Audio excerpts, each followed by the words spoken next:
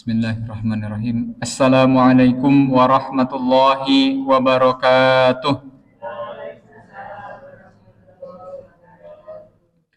Alhamdulillahirrabbilalamin. Puji dan syukur marilah kita sama-sama panjatkan kehadirat Allah Subhanahu wa Ta'ala, yang mana dalam kesempatan ini kita masih dipertemukan dalam pengajian Kamis malam Jumat. Alhamdulillah, meskipun hujan, meskipun dingin, Bapak-bapak, ibu-ibu bisa sampai di tempat yang mulia ini. Itu semua berkat rahmat Allah. Salawat dan salam semoga selalu dan senantiasa tercurahkan kepada junjungan kita, Habibana wa Nabiyana Muhammad sallallahu alaihi wasallam, kepada segenap keluarganya, para sahabatnya, dan mudah-mudahan kita bisa istiqomah meneladani akhlak beliau dari kita bangun tidur sampai dengan kita tidur lagi, sampai dengan Allah memanggil kita. Amin ya rabbal alamin.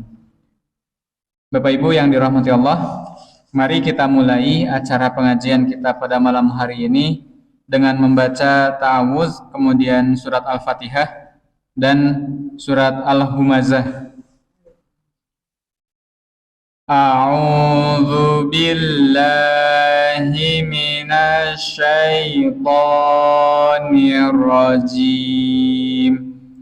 Bismillahirrahmanirrahim. Alhamdulillahi rabbil alamin. Ar-Rahmanir-Rahim. Maliki yaumiddin. Iyyaka na'budu wa iyyaka nasta'in. Ihdinas siratal mustaqim. Siratal ladzina an'amta 'alaihim ghairil maghdubi 'alaihim waladdallin. Amin. Bismillahirrahmanirrahim.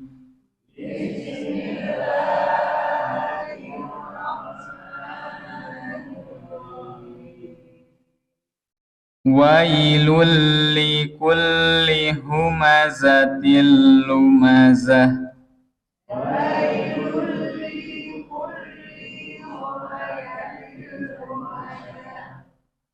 Alladzi jama'a malan wa'addadah.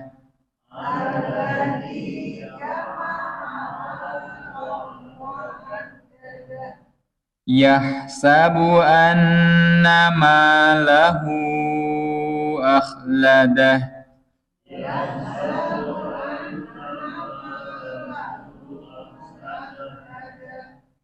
Kalla la yumbadanna fil hutamah.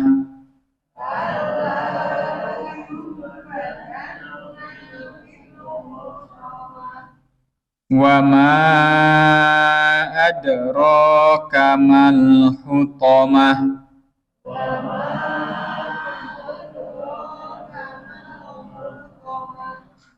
Narullahil muqadah.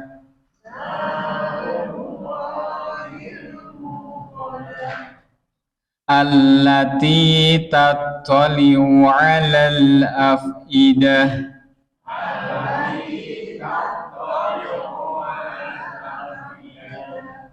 Innaha 'alaihim muqsadah.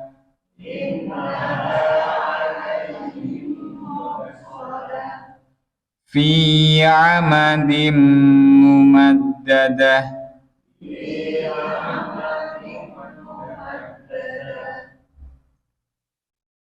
Shadaqallahul 'azim.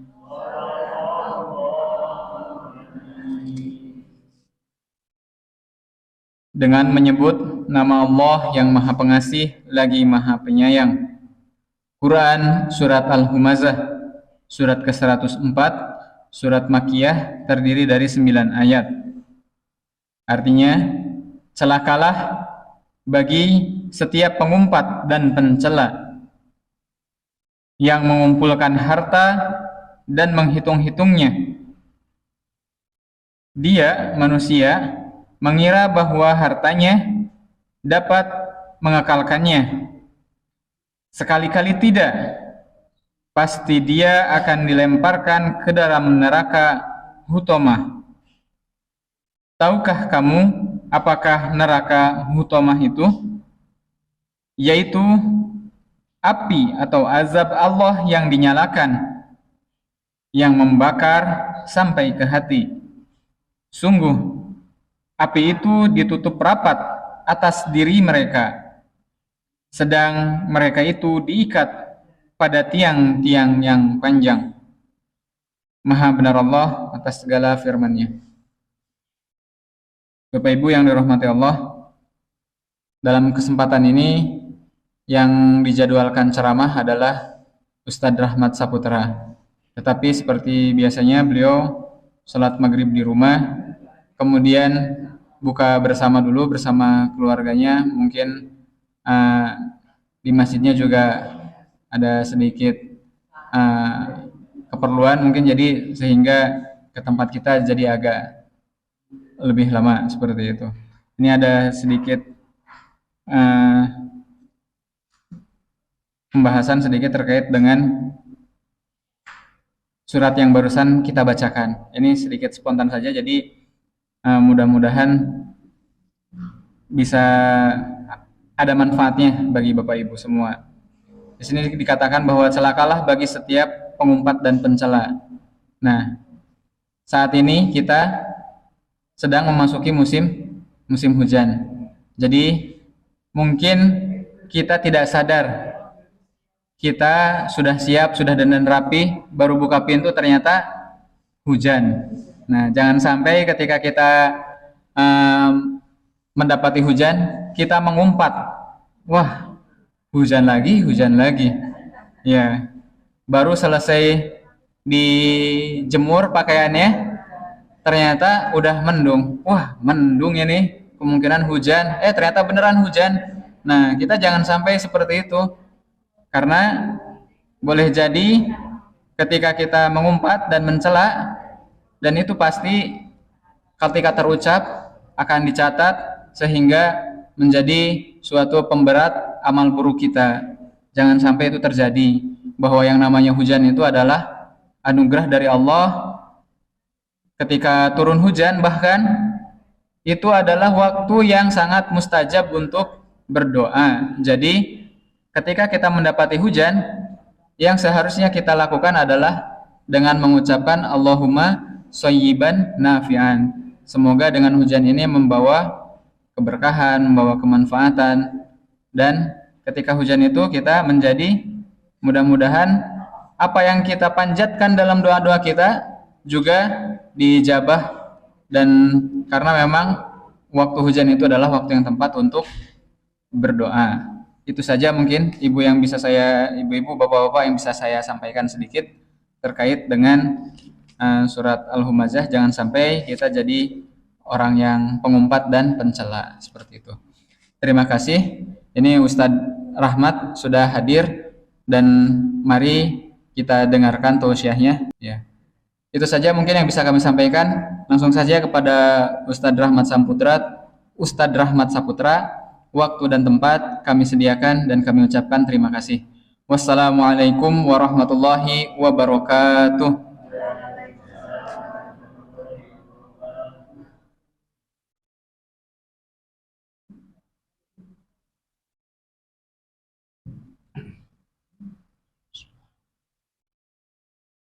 Assalamualaikum warahmatullahi wabarakatuh.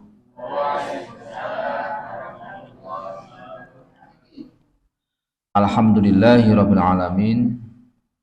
Assalatu wassalamu ala asrofil anbiya'i wal mursalin wa ala alihi wa sahbihi ajma'in. Asyhadu an la ilaha illallah wa asyhadu anna Muhammadan abduhu wa rasuluhu la nabiyya ba'da.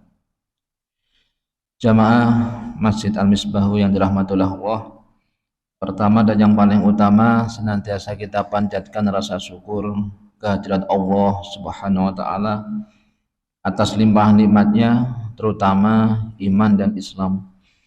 Salawat serta salam senantiasa tercurah pada junjungan Nabi besar Nabi Muhammad sallallahu alaihi wasallam, kepada beliau, keluarga, sahabat dan seluruh pengikutnya. Mudah-mudahan termasuk kita semua di hari kiamat kelak mendapatkan syafaatnya. Amin Allahumma amin. Alhamdulillah, niat saya ke sini tadi memberikan tausiah, tapi tadi sudah mendapat tausiah juga. Senang saya Bapak Ibu, ya. Tentang hujan. Kira-kira kalau hujan di rumah bocor betul Bapak Ibu? Alhamdulillah, ya. Iya betul itu, ya. Istrinya Buya Hamka itu, ibu-ibu yang dirahmati Allah, istrinya Buya Hamka di rumah hujan deras, ada yang bocor, airnya cukup deras. Lalu apa yang dilakukan? Ambil ember, anaknya dipanggil, anakku ayo sini semua, ambil kertas. Nah, kita bikin kapal-kapalan. Ya, Masya Allah, ini luar biasa. Orang kayak gitu nggak bisa susah hidupnya itu. Dikasih susah masih bisa bersyukur. Alhamdulillahi ala kulli hal. Wah, itu ahli surga itu. Dikasih susah aja bersyukur, apalagi dikasih seneng, syukur kuadrat. Betul, nggak bisa susah orang ahli syukur itu. Ya, selalu memandang semua takdir Allah itu indah, ya, termasuk hujan. Oke. Zaman dulu saya juga mengalami itu. Kalau hujan bocor di mana-mana. Wah, rumah saya yang tadinya rumah biasa jadi pameran baskom, ember, baskom, mangkok semua dijereng. Bapak Ibu yang dirahmati Allah, mari saya sambungkan dengan kultum yang tadi pembuka, tausiah pembuka bagus sekali tentang hujan. Mau saya sambungkan dengan itu.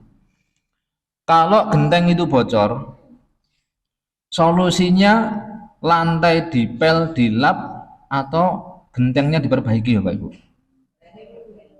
Ya betul, harus.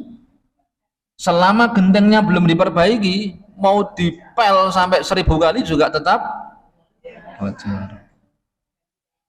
Itu pelajaran kehidupan Bapak Ibu. Setiap masalah dalam kehidupan kita itu disebabkan ada sebuah kebocoran dalam hati kita. Bocor sehingga hawa nafsu kita itu masuk, setan menguasai. Itu yang menjadi sumber masalah dalam kehidupan kita. Maka masalah apapun dalam hidup, penyelesaiannya tambal dulu tempat bocornya. Jadi betul Bapak Ibu? Perbaiki dulu hati kita. Kalau hatinya sudah baik, semuanya akan baik. Kan begitu. Dalam tubuh manusia ada segumpal daging, kalau dia baik semua baik, dia rusak semua rusak. Bahkan guru kami memberikan nasihat, sebelum engkau beramal untuk masuk surga, lebih baik engkau sibuk beramal untuk membersihkan hati dulu. Tazkiyatun nafs, bersihkan jiwa dulu. Jadi sebelum kita itu banyak amal ini amal itu, supaya apa jenengan amal ini tujuannya? Nah, biar bisa masuk surga. Nah, bagus itu. Tapi sebelum ke sana atau di dalam perjuangan masuk ke surga, itu harus diiringi dengan amalan tersembunyi yang namanya membersihkan hati atau menambal lubang-lubang hati kita. Jelas Bapak Ibu? Ini penting sekali. Orang amalnya banyak, tapi hatinya dibiarkan rusak, itu amalnya juga rusak nanti. Itu seperti gelas bocor Bapak Ibu. Gelas bocor, bocornya itu gede. Kalau dijog, airnya habis nggak Bapak Ibu? Habis. Bukan hanya habis, tapi malah jadi masalah, kotor di mana-mana, licin di mana-mana. Itu orang kalau ngejar amal terus tapi nggak pernah menambal hatinya yang kotor, tidak pernah memperbaiki hatinya yang rusak, itu di job amal banyak itu hilang semua itu. Nah, makanya kita penting sekali sebelum beramal yang banyak untuk mengejar pahala, untuk masuk surga, kita awali dulu dengan beramal susah payah memperbaiki hati. 4 langkah memperbaiki hati. Nah, ini judulnya malam hari ini. Yang pertama, menghilangkan sifat hubud dunia. Ini rusaknya hati yang paling gampang ini disebabkan hubud dunia ini, Bapak Ibu. Seneng sama dunia. Bapak Ibu, duit sama pahala seneng mana, Bapak Ibu? Seneng dua-duanya ya. Masya Allah, jujur sekali nih Bapak Ibu. Kalau dengar ilmu, dengar ceramah yang pernah didengar, loh kok ceramahnya sama kayak yang kemarin, bosen enggak Bapak Ibu? Nah, sekarang ceramahnya bab hati, besok subuh bab hati, besoknya lagi bab hati, bosen enggak Bapak Ibu? Wah, hebat ini kalau boten ini ya. Nah, tapi tadi yang di mesin jawab, wah bosen Pak. Kok babnya itu terus? Nah, sekarang diganti. Hari ini dikasih uang 100.000. Nah, besok subuh 100.000 lagi. Nah, zuhur 100.000. Bosen enggak Bapak Ibu? Wah, semangat.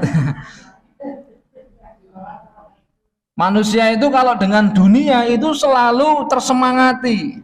Nah, ini tantangan kita. Memang dijadikan indah di dalam hati kita, dunia ini menggoda, mengesankan. Tapi hati-hati, itu ujian Bapak Ibu. Rusaknya hati ini yang paling mudah ini bermula dari cintanya manusia pada dunia. Ini harus direm. Orang kalau mau ngejar amalan akhirat itu nggak akan tercapai kecuali dia punya sifat zuhud terhadap dunia. Zuhud itu ya kalau nggak penting-penting amat, nggak ada pahalanya nggak usah. Nah, kalau ada pahalanya, ini Allah ridho, nah, baru kita cari dunianya itu. Kalau nggak usah, itu cuma jadi beban hisab. Bapak Ibu yang dirahmati Allah, Nabi Adam alaihi salam dulu kesemsem sama surga, akhirnya pun jatuh dalam kesalahan. Cinta sama surga Nabi Adam itu Bapak Ibu, akhirnya tergelincir dalam sebuah kesalahan. Kok bisa? Iya, Nabi Adam diciptakan di surga, betah, kerasan, dibisiki sama setan. Gimana? Enak nggak di surga? Oh, enak banget ini, enak ini. Kamu pengen di surga sebentar atau selamanya? Oh ya, selamanya dong. Hei, Adam, kalau kamu mau di surga selamanya, kamu nyaman dengan surga, tak kasih tahu. Itu ada buah. Nah, buah kekekalan, khuldi, kekekalan. Kamu kalau makan buah itu, kamu bisa kekal di surga. Ini Nabi Adam tergoda nggak Bapak Ibu? Nah, tergoda, tapi ingatlah itu dilarang sama Allah ini. Wah, nggak berani saya, nggak berani. Nah, akhirnya istrinya digoda. Nah, kalau bahasa kita, wes Kang rapopo Kang. Yang penting kita bisa selamanya di surga. Subhanallah. Ketika itu Nabi Adam beserta Hawa lebih nyaman dengan surga daripada nyaman dengan Allah. Hatinya lebih tentram dengan surga daripada dengan Allah. Akhirnya Pak tergelincir. Itu dengan surga. Apalagi kalau hati kita ini dengan dunia sudah merasa nyaman, sangat lebih tergelincir lagi Bapak Ibu. Lawang dengan surga aja kita nggak boleh nyaman, apalagi dengan dunia. Kalau dengan surga nyaman, itu nyamannya karena Allah. Jadi bukan nyamannya dengan makhluk. Surga itu termasuk makhluk, termasuk ciptaan Allah, tapi nyamannya dengan Allah. Apalagi kalau hati kita nyaman dengan dunia, wah ini rawan tergelincir Bapak Ibu. Dan orang kalau sudah cinta dunia itu pada ujungnya nggak dapat apa-apa. Ada seorang filsuf Rusia memberikan kisah. Yang satu punya tanah luas, punya pulau. Nah, yang satu nggak punya tanah, itu ya punya tanah ditawari, mau nggak tak kasih tanah? Oh mau, saya nggak punya tanah ini. Seberapa luas maunya? Wah, ya seluas-luasnya. Bagus. Kamu tak kasih tantangan. Ambil kayu, tongkat, kamu bikin garis seluas-luasnya. Tanah yang berhasil kamu garis nanti jadi milikmu. Jelas enggak Bapak Ibu? Dengan syarat kamu berangkat titik nol pagi dan nanti matahari tenggelam kamu sudah sampai tempat. Kalau matahari sudah tenggelam kamu belum sampai tempat, gagal, kamu gak dapat apa-apa. Jelas betul Bapak Ibu? Wah, orang ini semangat. Wah, aku pengen tanah yang luas banget. Dia ambil tongkat, dia bikin garis. Pokoknya pengen jadi tuan tanah. Tapi dia lupa. Waktu berangkat itu tenaganya seger. Iya betul Bapak Ibu. Belum pegel-pegel badannya. Begitu siang dia tahu, wah ini saya harus balik ini. Harus balik. Nanti kalau sudah maghrib belum sampai, gagal nih, nggak dapat apa-apa. Padahal tadi berangkatnya itu masih seger, jalannya cepat, larinya cepat. Nah pulang sudah lemes. Akhirnya waktu mau balik nggak sampai Bu, malah pingsan. Akhirnya dapat nggak Bapak Ibu? Nggak dapat. Inilah nasib orang-orang yang cinta dengan dunia. Dia ditakdirkan Allah hanya mencari dunia, tapi tidak ditakdirkan untuk membawa dunia ke kampung akhirat. Wah, ini musibah. Cuman dapat jatah cari, cuman dapat jatah ngumpulin dunia, tapi dia nggak ditakdirkan bawa pulang ke akhirat. Apa sebabnya? Karena dia cinta sama dunia itu. Dan di mana-mana orang stres itu karena cinta dunia. Coba cek aja. Ada masalah apa? Wah, saya ini cari duit susah sekarang. Ada masalah apa? Mesti urusan dunia-dunia itu. Nggak ada orang ceritanya cinta akhirat stres, nggak ada. Cinta akhirat anti stres, hatinya lapang, ahli syukur. Yang stres di dunia ini hanya orang-orang yang cinta dunia aja. Makanya ini memperbaiki hati, ya, menghilangkan sifat cinta dunia. Dan ini tanda cahaya iman. Orang imannya kelihatan bagus, sholatnya bagus, baca Qur'annya bagus, puasa bagus, tapi kok hatinya itu cinta dunia. Ini cahaya iman belum masuk. Dia melakukan amalan ahli surga tapi hatinya masih ahli dunia. Ini belum masuk, ini belum tembus cahaya iman ini. Jelas Bapak Ibu? Jadi satu, menghilangkan sifat cinta dunia. Yang kedua, memperbaiki hati bagaimana? Menundukkan sifat kebinatangan, hewaniyah, ditundukkan. Kita punya sifat itu Bu. Non sewu kalau kebinatangan itu yang dipikir cuma dua, ya, perut dan syahwat. Cuma itu aja. Hewan cuma itu pikirannya. Ini betul Bapak Ibu. Itu harus dikendalikan. Ketika tidak dikendalikan, hati kita rusak. Boleh nggak itu dipenuhi? Boleh, tapi ada syariatnya. Harus sesuai dengan syariat. Urusan perut dan syahwat, kalau di luar batas syariat, masalah besar itu Bapak Ibu. Sama yang dalam Allah, nafsu itu namanya nafsu, nafsu perut dan nafsu syahwat. Itu kalau kita menahan nafsu itu jadi pahala besar. Oke. Wa amman khafa maqama rabbih wa nahan nafsa 'anil hawa. Fa innal jannata yal ma'wa. Orang-orang yang menahan hawa nafsunya karena takut pada Allah, Allah tuh nggak kelihatan, tapi takut.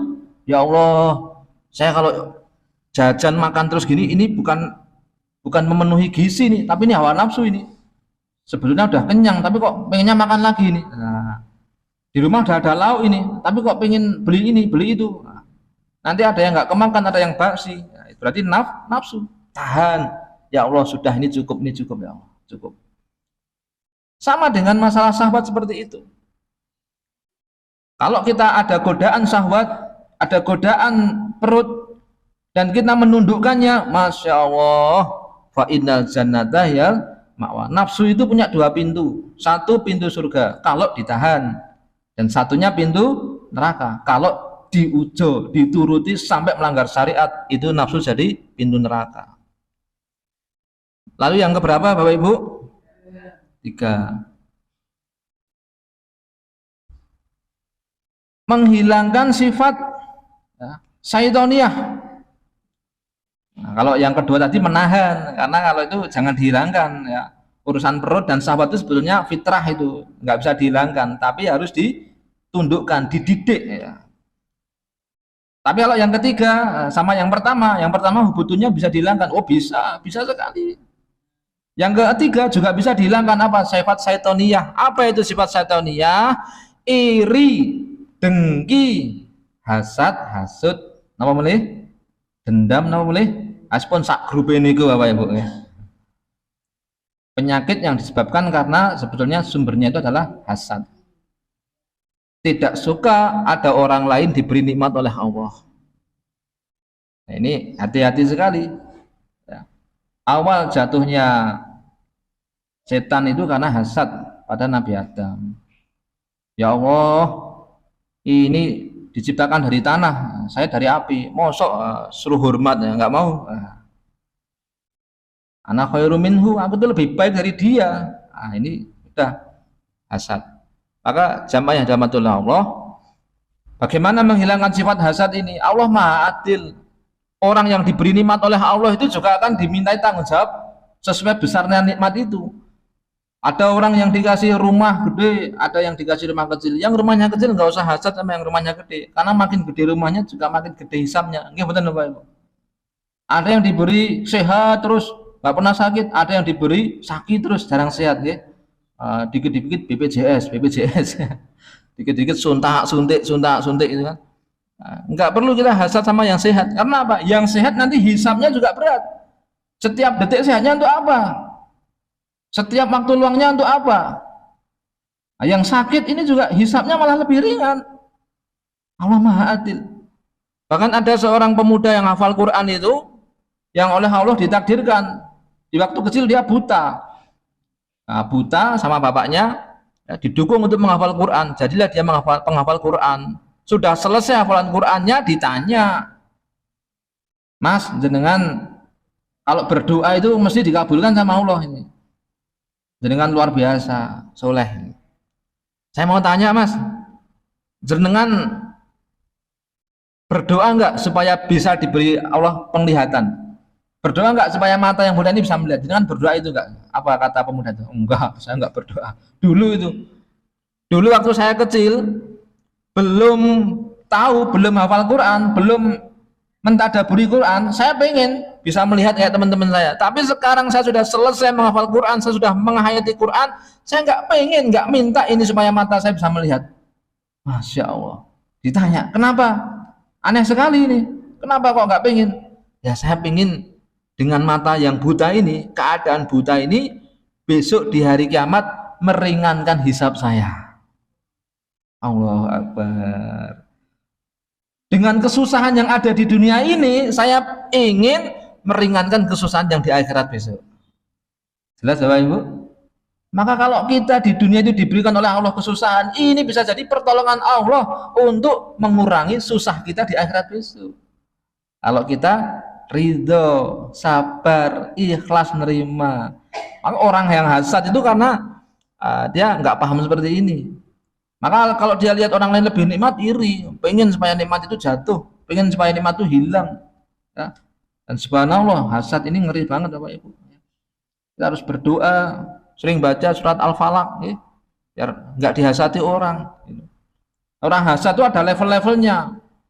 Orang elit hasad dengan orang elit ya. Orang tengah-tengah hasad dengan tengah-tengah, orang level bawah hasad dengan level bawah. Setiap lapisan manusia, setiap lapisan sosial itu di situ akan terjadi saling hasad.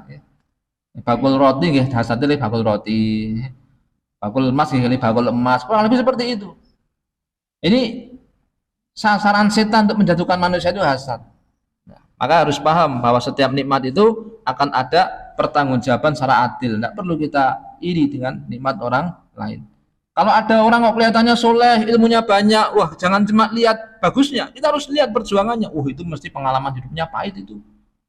Akhirnya Allah buka pintu-pintu hikmah, Allah buka ketajaman akalnya, ketajaman hatinya, itu pasti sudah mengalami benturan-benturan hidup yang luar biasa.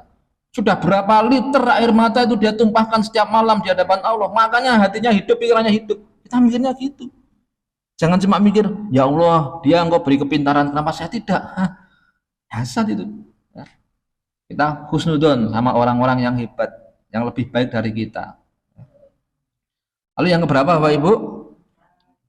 Yang keempat, yang terakhir, menghilangkan sifat keangkuhan atau ketuhanan. Kalau Allah angkuh, iya itu haknya Allah. Tidak ada yang menandingi Allah. Satu-satunya yang maha besar hanya Allah. Kalau Allah sombong, itu pakaiannya Allah, wajar.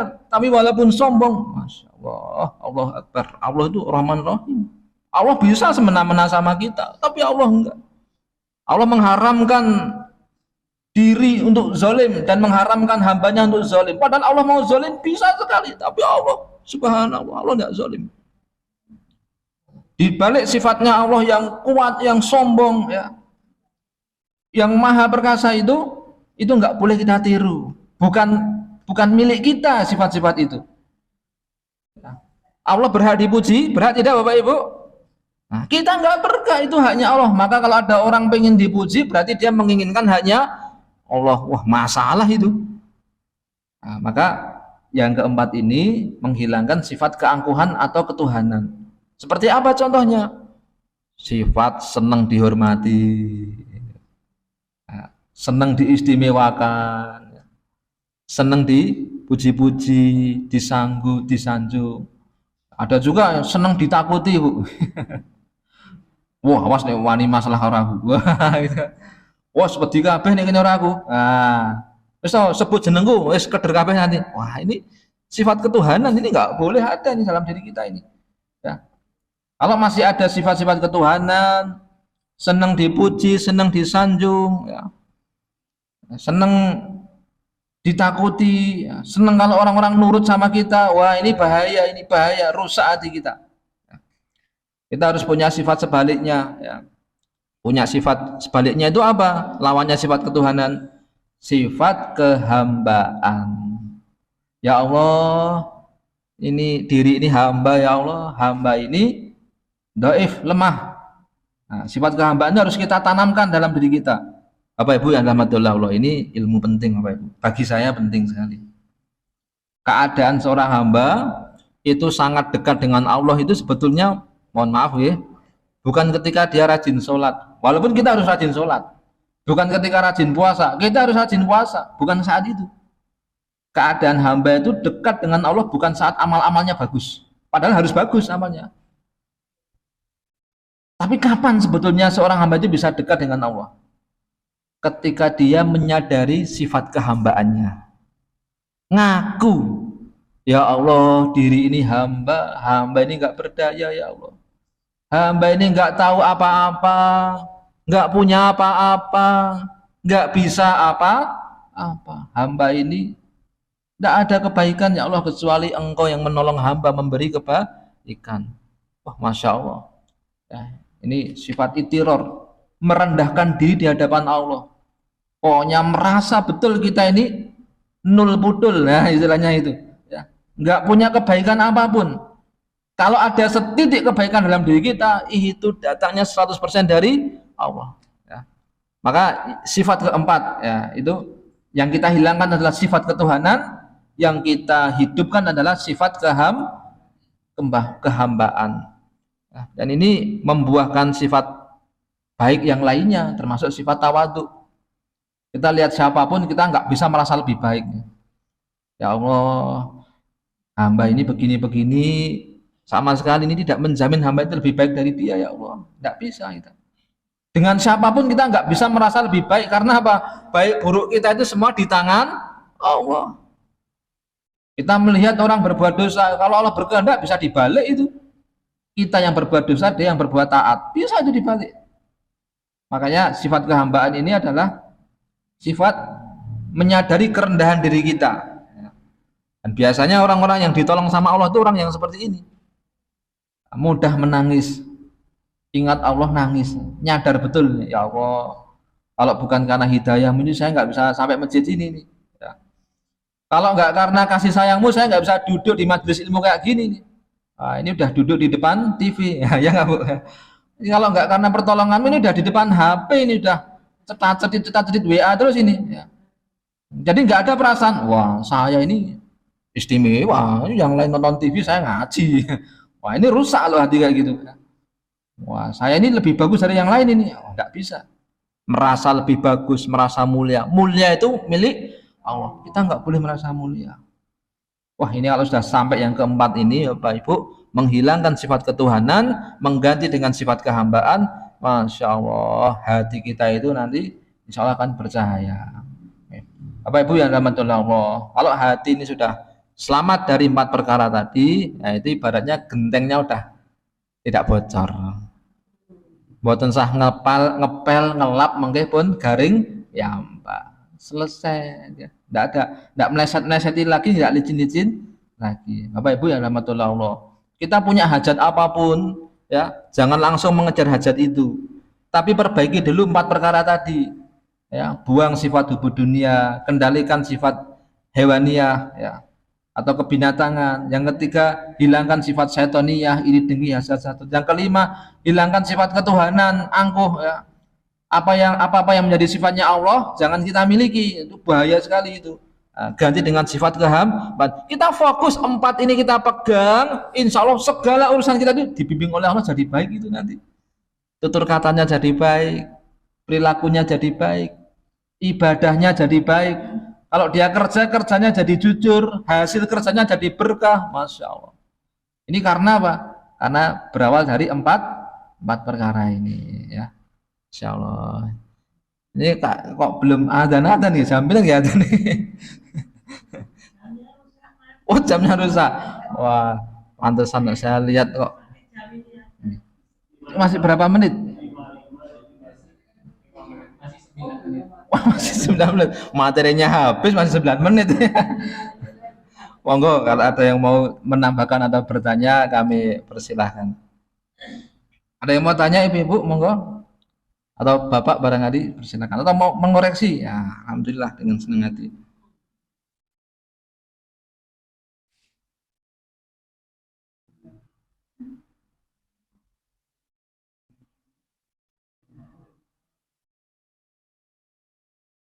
Iya, monggo. Nah, jadi kan Allah menciptakan Nabi Adam itu untuk jadi khalifah fil ardi. Yep. Nah, berarti kan ketika Nabi Adam itu ditempatkan di surga, yeah. Kemudian itu sebenarnya bukan tempat yang Allah pilihkan untuk Nabi Adam, itu jadi cuma sementara. Nah, hubungannya gimana itu kan? Kok awalnya apa namanya? Sangkut pautnya gitu. Ya. Wallahu alam ya. Jadi Allah ini punya rencana bersusun-susun yang kita nggak tahu urutannya, ya, gitu. Jadi kalau kita pakai logika urutannya gini. Ini nggak pakai logika kita, tapi kenyataannya bagaimana? Nah, itu ilmunya Allah yang kita nggak tahu.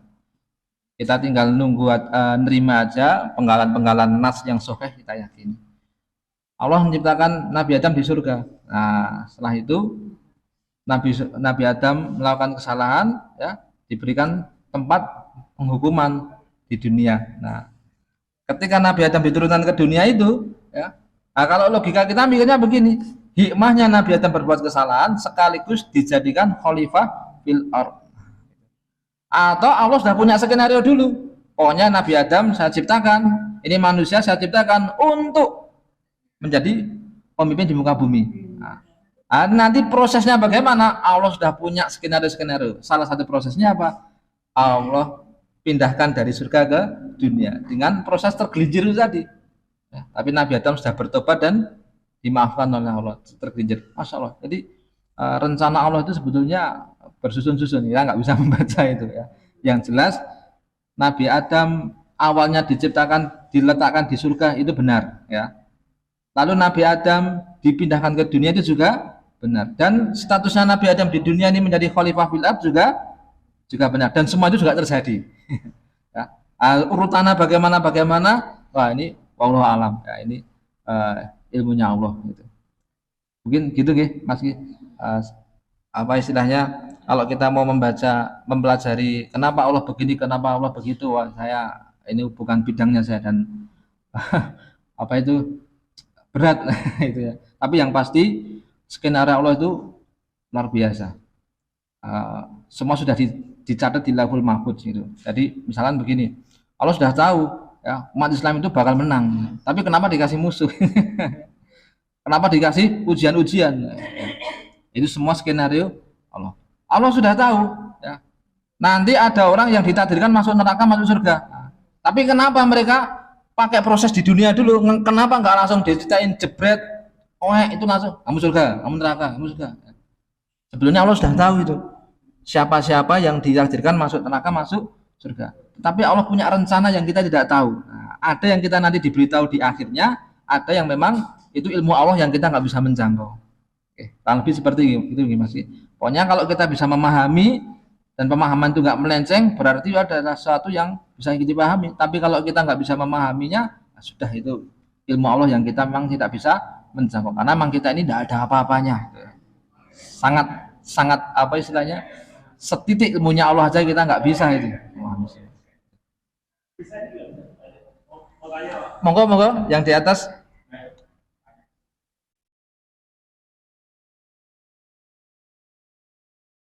Assalamualaikum warahmatullahi wabarakatuh. Waalaikumsalam warahmatullahi wabarakatuh. Ustaz, jadi ketika Allah menciptakan Nabi Adam, itu kan jin dan setan sudah ada. Bahkan kalau saya tidak keliru, setan itu sudah menduduki dunia di luar. Yang saya tanyakan, kapan penciptaan malaikat dan jin ada yang tidak mengeluarkan atau hadis sekian aja. Wassalamualaikum warahmatullahi wabarakatuh. Waalaikumsalam warahmatullahi wabarakatuh. Dalam Quran, dalam hadis yang saya tahu hanya sudah diciptakan lebih dulu. Nah, kalau kapannya wallahu alam saya tidak tahu.